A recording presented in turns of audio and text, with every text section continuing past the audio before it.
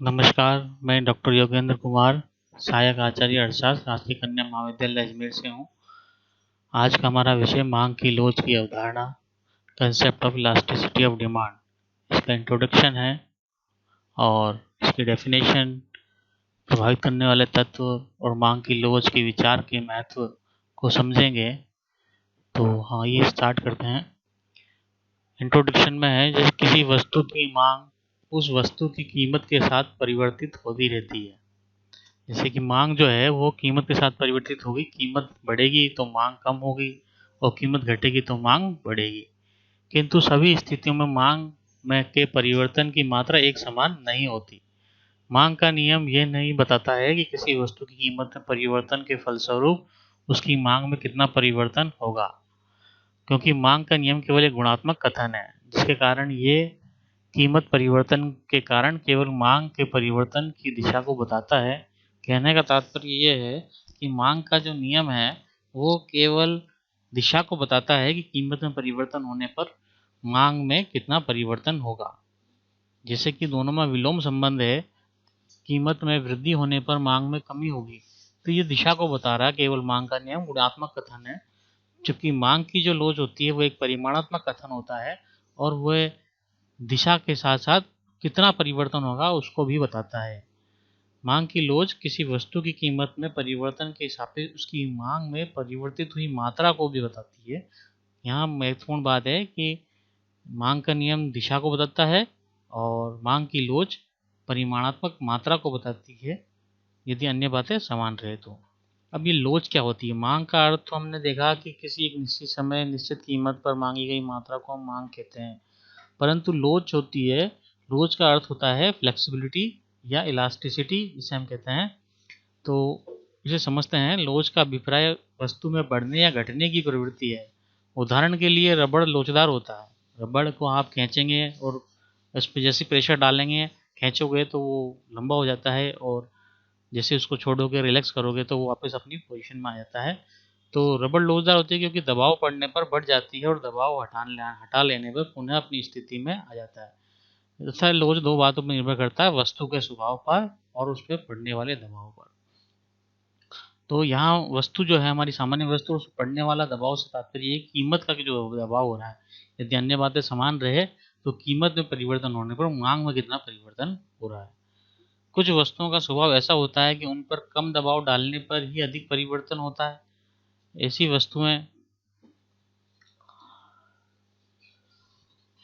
वस्तुओं को अधिक लचीली वस्तु कहा जाता है। इसके विपरीत कुछ वस्तुएं ऐसी होती है जिसमें अधिक दबाव डालने पर कम परिवर्तन होता है। ऐसी वस्तुओं को बेलोच वस्तु कहा जाता है। इसी विचारधारा के साथ कीमत की मांग में होने वाली प्रतिक्रिया के संदर्भ में मांग की लोच की व्याख्या की गई है। मांग की लोच की परिभाषा क्या है, इसे देखते हैं। मांग की लोच अथवा मांग की कीमत लोच का अभिप्राय कीमत के शुष्क परिवर्तन के कारण मांग की मात्रा में उत्पन्न होने वाले परिवर्तन की माप से है। अर्थात कीमत में जो परिवर्तन होता है उससे मांग की मात्रा में कितना परिवर्तन होगा, उसको मापने की विधि को हम मांग की लोच कहते हैं। मार्शल ने क्या बताया है इस बारे में? मार्शल के अनुसार मांग की लोच का बाजार में कम या अधिक होना इस बात पर निर्भर करता है कि वस्तु की कीमत में एक निश्चित मात्रा में परिवर्तन होने पर उसकी मांग में सापेक्ष रूप से अधिक या कम अनुपात में परिवर्तन होता है। सैमुअल्सन के शब्दों में, मांग की लोच का विचार कीमत के परिवर्तन के फलस्वरूप मांग की मात्रा में परिवर्तन के अंश अर्थात मांग में प्रतिक्रियात्मकता के अंश को बताता है। अर्थात कीमत के परिवर्तन के फलस्वरूप मांग में जो परिवर्तन हो रहा है उसकी प्रतिक्रिया कितनी है, उसके अंश को मापना को मांग की लोच बताया है सैमुअल्सन ने। इसको सूत्र के रूप में देखें हम। मांग की लोच जो है, मांगी गई मात्रा में अनुपातिक परिवर्तन बटा कीमत में अनुपातिक परिवर्तन। Elasticity of demand is equal to proportionate change in quantity demanded upon proportionate changes in price. यानी पहले मांग में जो अनुपातिक परिवर्तन हो और जो कीमत में अनुपातिक परिवर्तन है उसका अनुपात हम मांग की लोच कहते हैं। इसको चित्र से समझते हैं। डी जो है वो मांग वक्र है। ओ एक्स अक्ष पर हमने वस्तु की मांग को दर्शाया है, ओ वाई अक्ष पर हमने कीमत को दर्शाया है। यहाँ ये बताता है कि ओ सी कीमत होने पर, पी बिंदु पे देखिए ओ सी कीमत होने पर ओ ए वस्तु की मांग है, और जैसे ही कीमत कम हो जाती है तो ओ एफ वस्तु पर ओ बी वस्तु की मांग होती है, अर्थात कीमत कम होने पर वस्तु की मांग बढ़ रही है। दूसरे रूप में देखिए, यदि कीमत ओ एफ है तो कीमत ओ सी होने पर वस्तु की मांग ओ बी से घटकर ओ ए हो गई। तो पी और क्यू बिंदु हमें अलग अलग पोजीशन को बताते हैं। तो जो डेल्टा पी परिवर्तन आया और डेल्टा क्यू परिवर्तन आ रहा, ये परिवर्तन हमें बताता है कि मांगी गई मात्रा में आनुपातिक परिवर्तन डेल्टा पी, और डेल्टा क्यू मांगी गई मात्रा में, और कीमत में अनुपातिक परिवर्तन डेल्टा पी। इसको डायग्राम को बताया गया है इसमें। डी डी मांग वक्र है। ये मांग वक्र ये बताता है कि अन्य तत्वों के स्थिर रहने पर मांग एवं वस्तु की कीमत में प्रतिलोम संबंध होता है। चित्र में पी बिंदु पर उपभोक्ता ओ सी कीमत, पी बिंदु पर ओ सी कीमत पर ओ ए वस्तु मात्रा का उपभोग कर रहा है।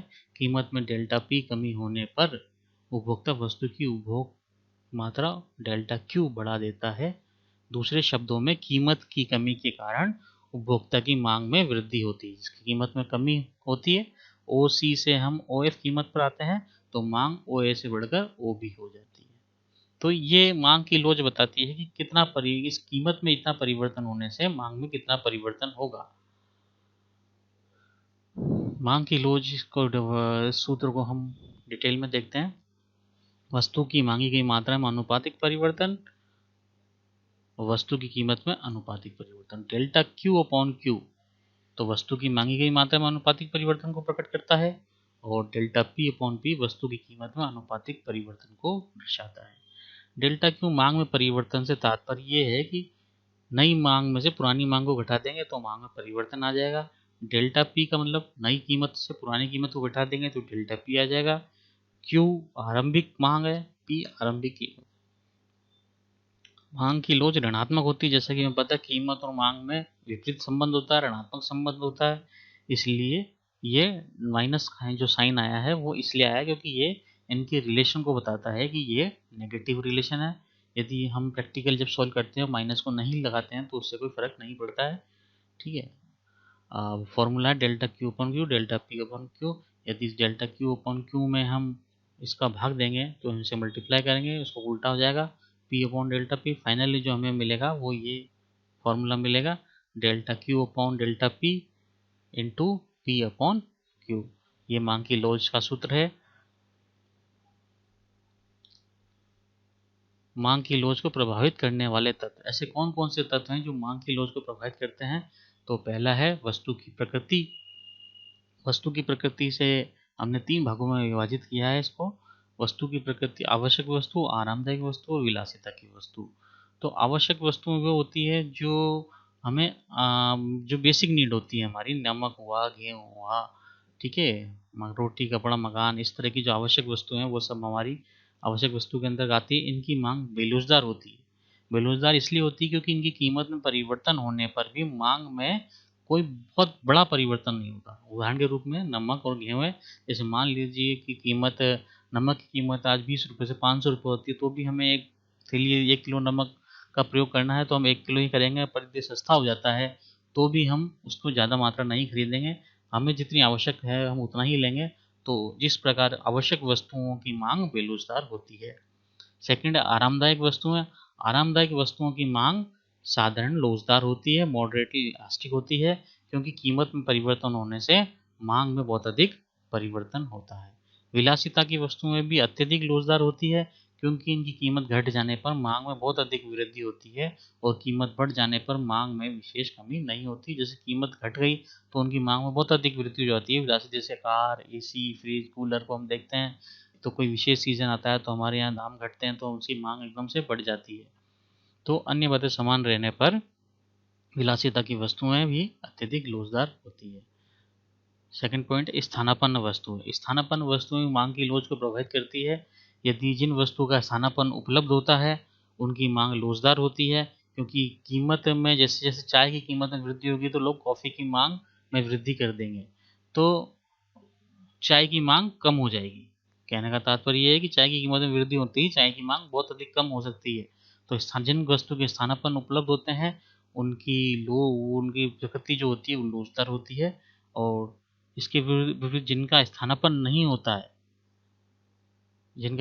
होता है वो बेलोच होती है, क्योंकि हम उनकी कीमत बढ़ने पर भी हम उनको सब्स्टिट्यूट नहीं कर पाते। उदाहरण के रूप में चाय, कॉफ़ी, गुड़, चीनी आदि ऐसी स्थानापन्न वस्तु हैं। बाजार में कई टूथपेस्ट और साबुन की उपलब्धि भी स्थानापन्न वस्तुओं की श्रेणी में आती है। वस्तु के वैकल्पिक प्रयोग। वैकल्पिक प्रयोग से तात्पर्य जिन वस्तुओं के वैकल्पिक प्रयोग होते हैं वो लूजर होती है, और जिनके वैकल्पिक प्रयोग नहीं होते हैं वो बेलोच होती है। जिसका एक ही प्रयोग संभव हो तो उसकी मांग बेलोच होती है, परंतु यदि कई प्रयोग संभव हो तो मांग लोचदार होगी। उदाहरण के लिए कोयला रेलगाड़ी, कारखानों, वर्कशॉप, घरों में ईंधन के रूप में अनेक वैकल्पिक प्रयोगों में प्रयुक्त होता है। तो कोयले को जैसे कि यदि चीन जैसे उदाहरण जो रेलगाड़ी और कारखानों, वर्कशॉप, घरों में ईंधन के रूप में प्रयोग हो रहा है तो वह वैकल्पिक प्रयोग है इसके। उपभोग स्थगन अर्थात पोस्टपोनमेंट ऑफ कंजप्शन, यानी जिन वस्तुओं को आप स्थगित कर सकते हो, उपभोग स्थगित कर सकते हो, जिस कीमत बढ़ गई तो हमने उसका उपभोग स्थगन कर दिया, तो उनकी मांग लोचदार होती है। उदाहरण के लिए यदि किसी उपभोक्ता के पास 2 ऊनी कपड़े पहले से ही हैं और इस वर्ष ऊनी कपड़े की कीमत बढ़ जाती है तो उपभोक्ता उस वर्ष तीसरे ऊनी कपड़े की खरीद को स्थगित कर सकता है। ऐसी दशा में उस वर्ष के लिए ऊनी कपड़ों की मांग की लोच अधिक लोचदार होती है। यानी जिन वस्तुओं का उपभोग हम स्थगन कर सकते हैं उनकी मांग लोचदार होती है, और जिनका स्थगन नहीं कर सकते वो बेलोच होती है। व्यय की राशि। व्यय की राशि से तात्पर्य ये है कि हम जिन वस्तुओं पर ज़्यादा व्यय करते हैं, अपनी आय का ज़्यादा भाग व्यय करते हैं, वो लोचदार होती है। ठीक है, जो कि विलासिता की वस्तु, आरामदायक वस्तु हैं, इन पर अपनी आय का बहुत अधिक भाग व्यय करते हैं तो वो अधिक लोचदार होती है। और जिन वस्तुओं पर उपभोक्ता अपनी आय का बहुत कम भाग व्यय करता है, जैसे नमक, गेहूँ या अन्य कोई जो आवश्यक वस्तु होती है, तो वो बेलोच होती है।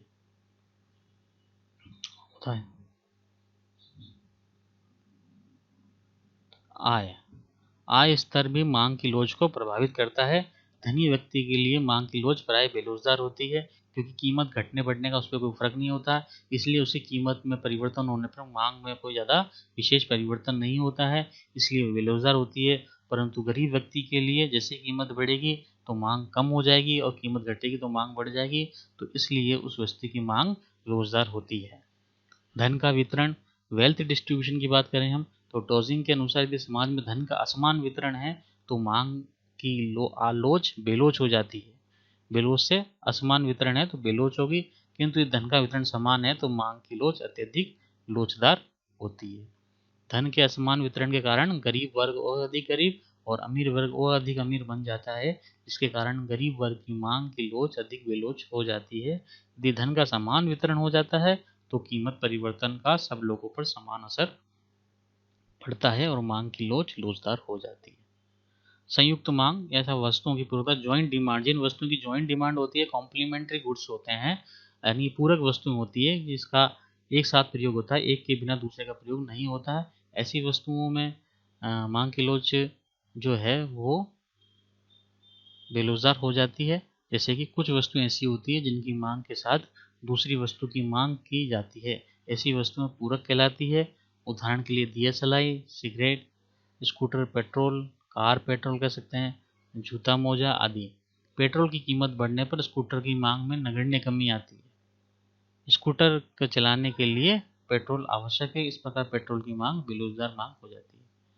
आदत जो होती है जो वो भी वस्तु की मांग को मांग की लोच को प्रभावित करती है। यदि कोई व्यक्ति उस वस्तु का हैबिचुअल हो चुका है तो कीमत बढ़ने पर भी वो उसका उपभोग कम नहीं करेगा, तो मांग की लोच बेलोच हो जाती है।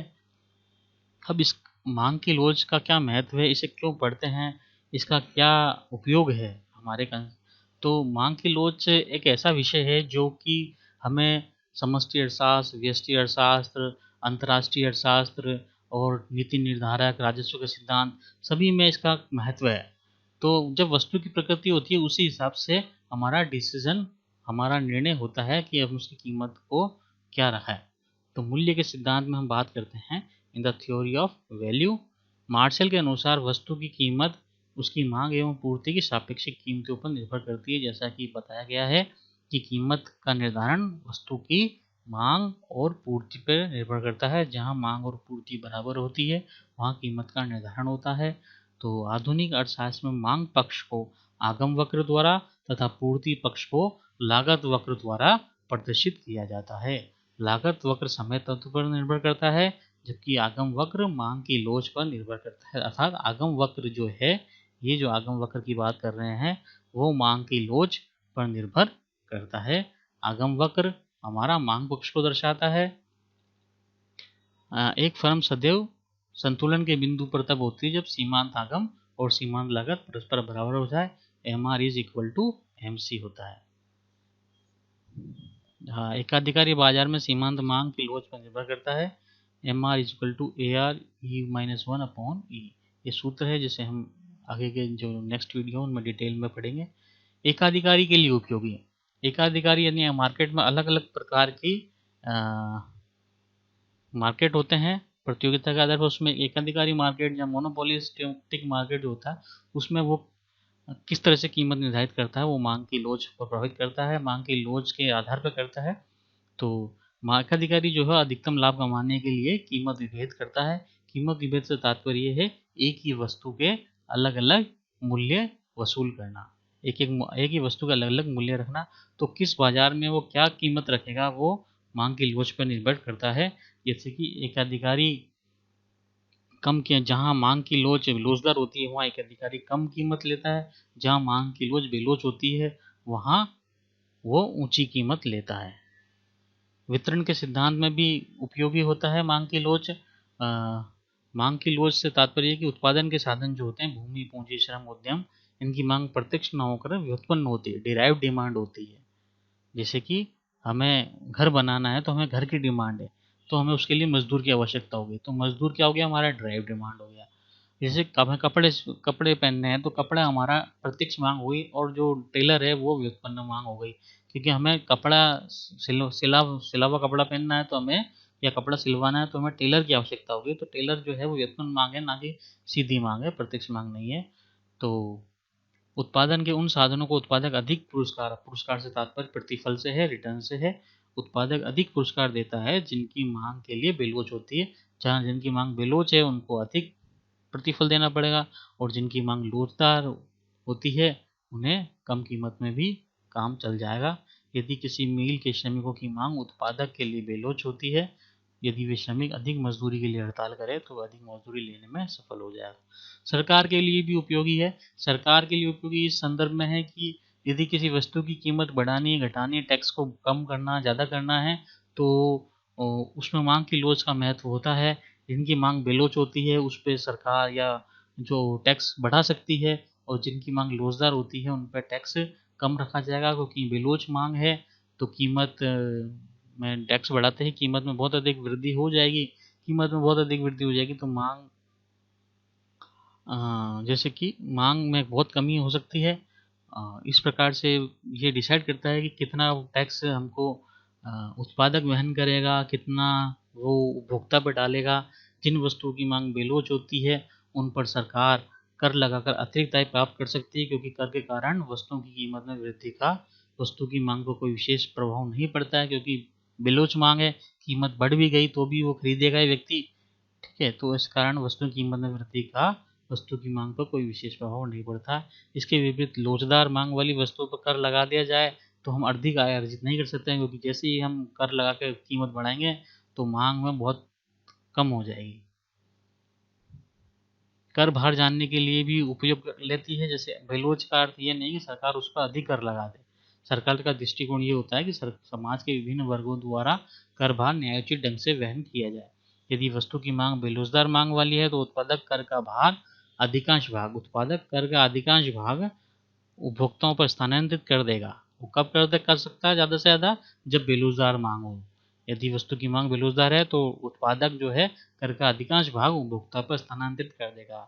इसके विपरीत यदि मांग लोचदार है तो कर का अधिकांश भाग उत्पादक को स्वयं वहन करना पड़ेगा, क्योंकि यदि उसने ऐसा नहीं किया तो मांग में बहुत अधिक कमी हो जाएगी। तो जैसा कि मैंने पहले बताया, राजस्व के सिद्धांत में भी या टैक्स लगाते समय भी हमें मांग की लोच का विशेष ध्यान रखना पड़ता है। अंतर्राष्ट्रीय व्यापार में भी मांग की लोच का ध्यान रखना पड़ता है, क्योंकि आयात निर्यात की वस्तुएं जो होती हैं उनकी कैसी प्रकृति कैसी है, मांग कैसी है, लोचदार है, बेलोचदार है। दो देशों के बीच व्यापार की शर्तें उनके आयात एवं निर्यातों की मांग तथा पूर्ति की लोच पर निर्भर करती है। यदि देश के निर्यातों की मांग बेलोचदार है तो वह विदेशों से ऊंची कीमत पर भी आयात करना पड़ेगा। बेलोचदार है, यदि मांग बेलोचदार है तो विदेशों से ऊंची कीमत पर भी आयात करना पड़ेगा, और यदि लोचदार है तो हम उसे पोस्टपोन कर सकते हैं या कम कीमत पर ले सकते हैं। कई बार यातायात की दर क्या रखी जाए या भाड़े की दर क्या रखी जाए, फेयर एंड फ्रेट को भी ध्यान निर्धारित करते समय मांग की लोच का ध्यान रखना पड़ता है। जैसे कि यदि किसी वस्तु को एक स्थान से दूसरे स्थान नहीं ले जा सकता ट्रक द्वारा, तो रेलवे की भाड़े की दर निश्चित करेगा, क्योंकि उस वस्तु के लिए रेलवे सेवा की मांग बेलोच होगी। तो वो मांग बेलोचदार है या लोचदार है, उस आधार पर भी ये निर्णय लिया जाएगा कि वस्तु कि उसकी भाड़े की दर क्या रखी जाए। तो ऐसे विभिन्न क्षेत्र हैं, यातायात भाड़े की दर, अंतर्राष्ट्रीय व्यापार, और सरकार के लिए उपयोगी वितरण के सिद्धांत में, एकाधिकारी के लिए मूल्य के सिद्धांत में। इस प्रकार के विभिन्न में इस क्षेत्र है जहाँ हमें मांग की लोच का महत्व देखने को मिलता है। धन्यवाद।